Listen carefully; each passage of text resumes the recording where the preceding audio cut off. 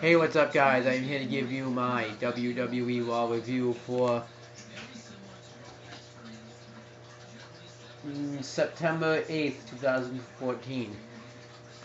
This actually show was fine. You're probably wondering why I'm not in my normal scenery. I'm actually at my uncle's house because I have to work tomorrow and don't have a ride to get to work, so I just figured I'd stay at his house.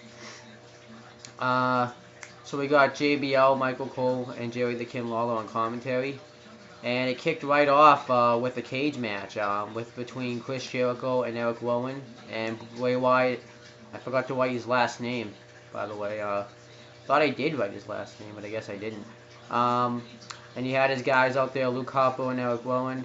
And this actually was a pretty good cage. Come on, Owen. You didn't get his last name? I didn't mean to. I wrote it originally, but then... Well, you better get the name straight. You're walking home. And then, but yeah, the match actually was pretty good. They both had balls. Right in the beginning of the match, Bray Wyatt tried to escape the cage right away, but then Chris Jericho was able to stop him. And then Chris Jericho was dominating Bray Wyatt throughout the majority of the match. He actually tried to go up over the cage, but then Bray Wyatt stopped him, and then Bray Wyatt sends Chris Jericho face first into the cage, and then he splashes him in the cage, and then went to commercial, came back from commercial, and Bray Wyatt's just pretty much dominating Chris Jericho. And then Chris Jericho makes a little bit of a comeback. He hits the lion salt on him, but I think Chris Jericho went for the escape, but then Bray Wyatt ended up not fighting out of it, and he fought him back in the ring, and they both fought up on the cage. You didn't know whether one guy was gonna fall and Jericho was gonna get out. So then both guys stayed in the cage, and one part is Bray Wyatt tried to do his little exorcist walk out of the cage, but Chris Jericho stopped him, tried to put him in the walls of Jericho, but Bray Wyatt kicked him into the cage, and then he hit like a standing rock bottom on him, and tried to cover him for the win, but he didn't get him. And then one point in the match, Chris Jericho hit a hurricanrana on Bray Wyatt off the top turnbuckle. Then he tried to escape the cage, and then he couldn't escape because Harper and Rowan went out there, and if he had escaped the cage, he would have gotten attacked by those two goons. And then, so Chris Jericho just went off the top rope and did a crossbody on the Bray Wyatt. But then what happened was Jericho had hurt his knee, and then so he was selling the knee injury. And then he tried to go out the door, but Bray Wyatt stopped him, and then we're both fighting through the door to try to get out of the cage. And then Bray Wyatt went after his leg and escaped the cage and got the victory. And then afterwards, Bray Wyatt attacked Chris Jericho. He slammed the door onto his knee while he was in the steps, and then he brought him back in the cage, locked him in, and hit the Sister Abigail on him, laid him out, and then the Wyatt family's little fin went off. And I thought it was fine. It made Bray Wyatt look strong because he's been kind of looking weak lately, so I think he needed to get some credibility in him, because if he didn't, then it wouldn't work. It just wouldn't. Bray Wyatt would go nowhere. And then Corporate Kane and Seth Rollins are backstage, and then they're talking about how great that was, how that first match was, and how Chris Jericho got destroyed. And Triple H says that tonight's going to be an epic night. And then Randy Orton asks permission to like destroy Roman Reigns, and Triple H says he has his permission. This actually was pretty funny right here. Dolph Ziggler came out, and he talks about how like there was like been these hacks in Hollywood from like these big time movie stars. But then there's also been some stuff from these D+ movie stars. And then Dolph Ziggler just pretty much says he didn't hack into his phone, but I didn't hack into the Miz's phone, but I'm not gonna deny it. And then Dolph Ziggler showed a picture of the Miz getting a facial, showed a picture of the Miz getting a shaving his chest. And then the funniest, well, then before you can show the last one, Miz and Damien Mizdow come out, And the Miz says that you shouldn't show this, that if you show these pictures, I'm going to sue you, and if anyone tries to, like, copy them and send them to their friends, I'm going to sue all of the fans.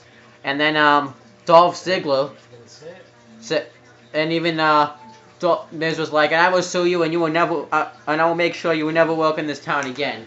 And then Dolph Ziggler is like, well, I guess I better get my money's worth, so he puts it up on the screen, and it shows a picture of, Damien Mizdow giving Miz's ass a what? spray tan. And then Is what? his ass a spray tan. And then I forgot to mention as Miz was talking to him, Miz was kind of like making hand gestures, like pointing to the fans and stuff, and as he was pointing, Damien Mizdow was kind of doing the same thing as he was, since he's supposed to be a stunt double. So that was really funny. He was just doing the same gestures as he was. I thought that was awesome. But after he had shown this, Damien Mizdow's face, he just looked so embarrassing. It was just awesome. So then Miz wants to get in there and fight Ziggler, and obviously he does the heel thing and doesn't go fight him. So he sends his stunt double to go in there, and he gets laid out with a zigzag, and Miz tried to come in from behind, but Ziggler caught him, so he escaped. So I thought that was fine. And then we got Natalya and Rosa Mendes versus AJ Lee and Paige. It was kind of just a typical match. Rosa Mendes is trying to impress Natalya, but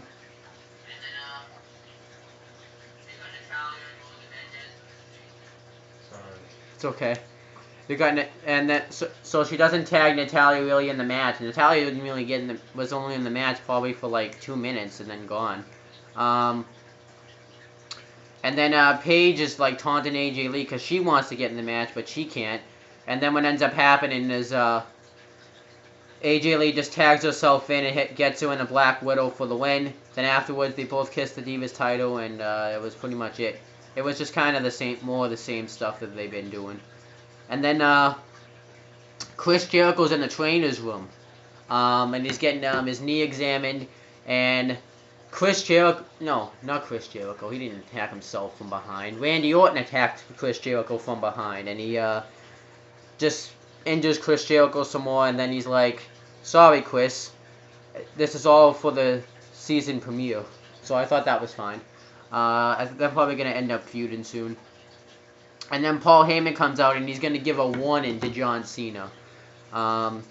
And when he's about to give his warning, John Cena comes out, whose shirt I'm actually wearing right now, and he ends up saying, "Well, you wanted to give the warning. I figured I'd show up in person instead of having people have to use their imagination." Paul Heyman talks about how Brock Lesnar,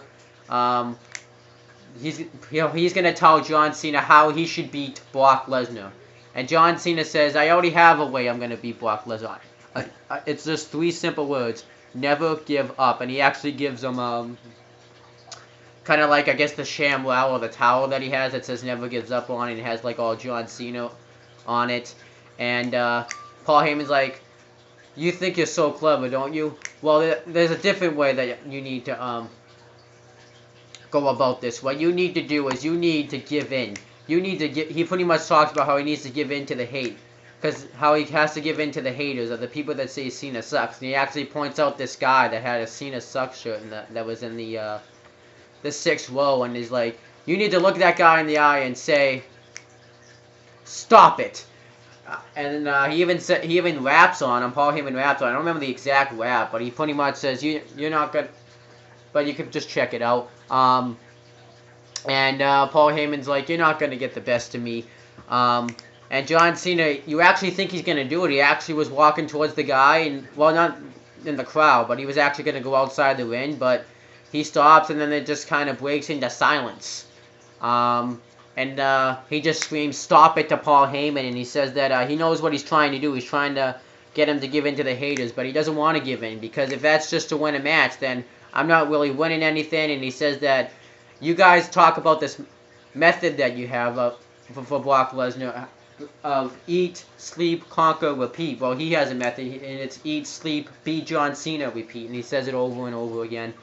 And then John Cena says he wants to fight Paul Heyman, and Paul Heyman's like, I'm just an advocate, and he's like, and John Cena says, hear me out, I have a solution. So he makes a solution that next week, John Cena is going to come in this ring and fight Paul Heyman. Now, if Brock Lesnar's at the show, he will fight Brock Lesnar. But if Brock Lesnar decides to take another day off as champion, he says he's going to fight Paul Heyman, which I thought was awesome. It was awesome stuff, and I thought this was good stuff. And then we got the next match. It was Seth Rollins versus Sheamus. I thought the match was pretty good. During the match, Cesaro comes out because Sheamus is having a match with him for the U.S. title, and he distracts Sheamus. He taunts him. He grabs his title and taunts him with it. And the first time Rollins tries to rolls up Sheamus to get the victory, but Sheamus kicks out of it. But then the second time, the distraction works. Seth Rollins attacks him from behind and hits the curb stomp on him for the win. I'm glad he actually hit him with his finisher. I think a roll up. It's still a good victory, but I think his finisher adds more effect to Seth Rollins. I'm liking what they're doing with Seth Rollins. Usually the Money in the Bank winner, when they win Money in the Bank, they just go on this random losing streak. But they're actually having Seth Rollins getting legit feuds and have a pretty good having actual victories. And he doesn't have to win the match. I mean, it would be nice if you won matches fairly, but you know, I think it was fine. I actually like that they did that with Bray Wyatt. I know should have said this when I talked about the Chris Jericho match, but Bray Wyatt pretty much, I think, won the match by himself. He went in there and held his own. Yeah, he had a little bit of interference, but it wasn't as much interference as he had to do to even beat John Cena as Extreme Moves. It was just a little bit of interference. I think a little interference is fine, but not over-the-top interference. And then afterwards, though, Cesaro gets in and hits the neutralizer on Sheamus. He actually ended up mocking Sheamus, so he just kind of signature pose, and then his music hits. And then Rusev and Lana come out. They talk about how the national anthem was invented in Baltimore, Maryland.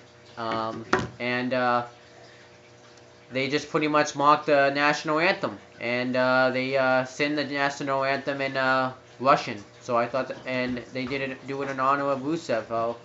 More of the same stuff. They just trash America pretty much. I do think him and I am looking forward to him facing Mark Henry and the Night of Champions. And this was kind of strange. We got an NXT match. We got Tyson Kidd and Tyler Breeze versus Sami Zayn and Adrian Neville. I missed some of the match because my uncle had to check the football scores real quick. But then afterwards, from what I saw of it, was pretty good. I only missed probably 2 seconds of it, but Adrian Neville wins with the Red Arrow.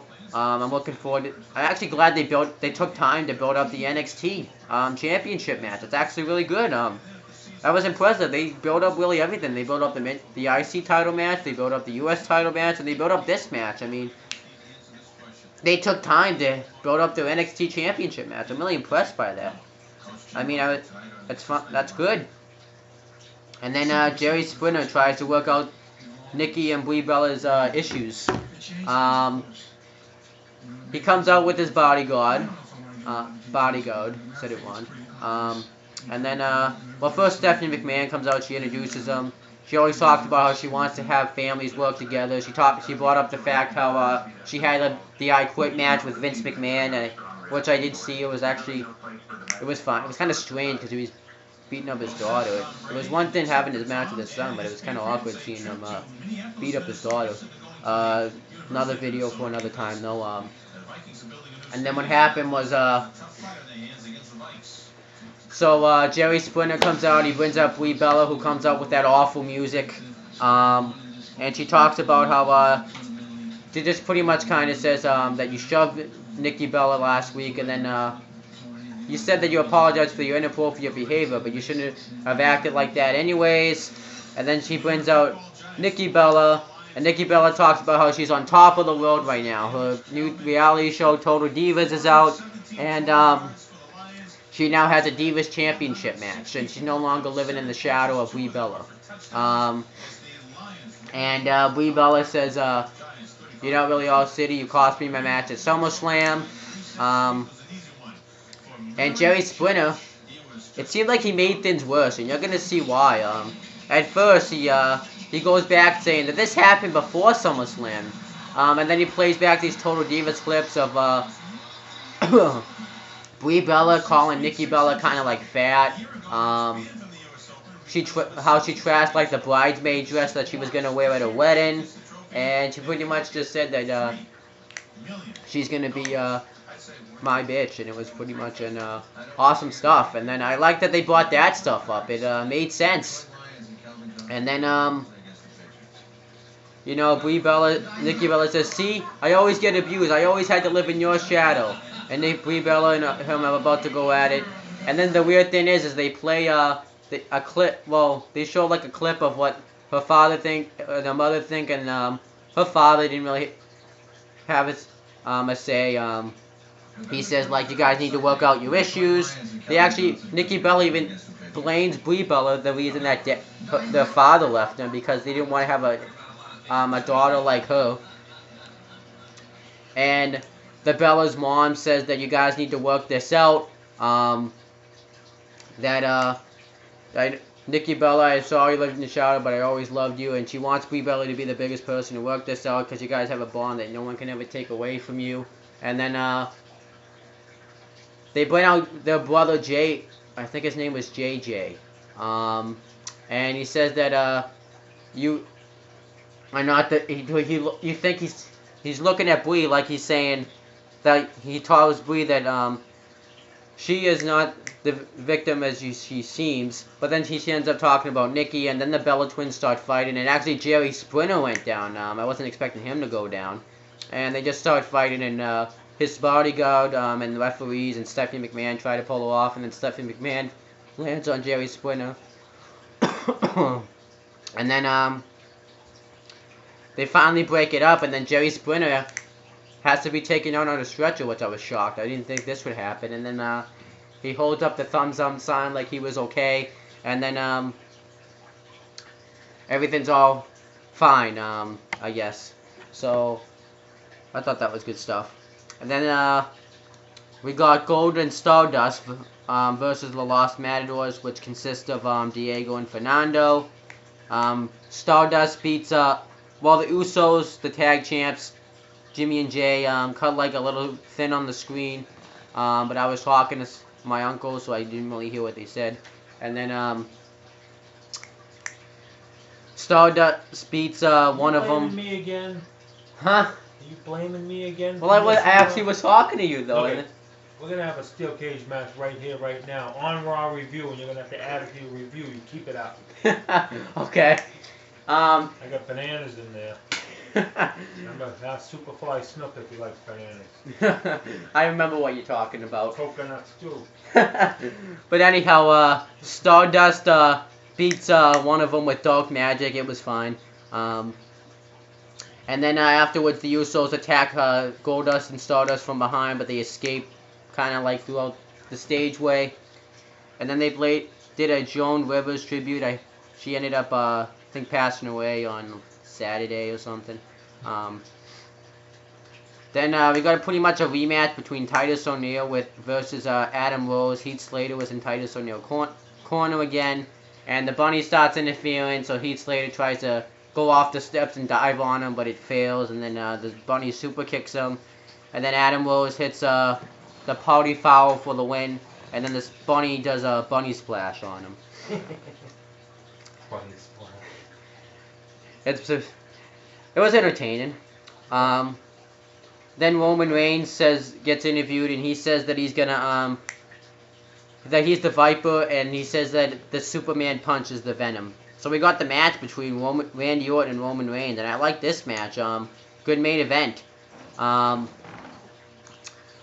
They brawl around for a little bit, and then Randy Orton, when he came back from commercial break, took control, and he was bouncing his head off the steps, and then Randy Orton hit a sick clothesline outside the ring, which was awesome. And then Roman Reigns starts to make a comeback. He does the drop kick. And then Randy Orton does the superplex off the top rope. And then he does the drop down DDT. Well, he goes for the drop down DDT. Then he did the drop kick in the ropes. And then Randy Orton hits the power slam on him. And then he hits the drop down DDT. And then he goes for the RKO. Reigns counters and hits the Superman punch, and he's going to go for the spear, but then Corporate Kane and Seth Rollins come out with like a bunch of guys, and they're doing something under the ring, and then we see a cage still lower down. Well, first Roman Reigns gets attacked, so that causes Randy Orton to lose by DQ. So then Roman Reigns fights him off at first, and then when the cage comes down, Roman Reigns and Randy Orton get trapped in the cage, and Roman Reigns just beats the crap out of Randy Orton, hits the spear on him, and then he hits Kane with the chair so he couldn't get in the door. And then Seth Rollins goes off the top of the cage and does the crossbody onto Roman Reigns.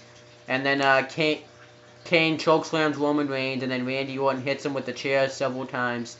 And Seth Rollins hits the curb stop on him to end the show, and that was the end of the show. And as for Raw, I thought it was an awesome show. They built up the IC title match, they built up the US title match, and even built up the NXT Championship match for this Thursday for NXT TakeOver 2. Thought that was good. I like the John Cena, Paul Heyman stuff. Thought the Adam Rose stuff was entertaining. And then like the cage match, and I like what they did with Randy Orton, and I just liked everything on the show. I thought it was good. So that's pretty much it. You can subscribe to everything down below. It's all there. And that's pretty much it, guys. See you later.